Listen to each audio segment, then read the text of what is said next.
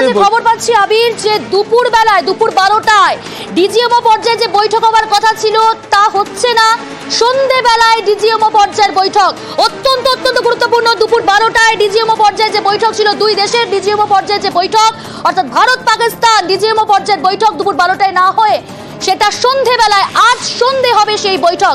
আবির,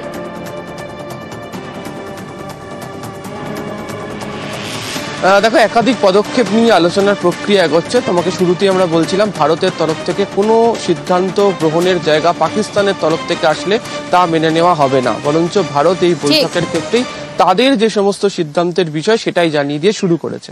এবং গতকালকেই তুমি জানো পরিষ্কার করে দেওয়া হয়েছিল যে ভারতের তরফ থেকে পরিষ্কার করে বলে দেওয়া হবে যে যতক্ষণ না।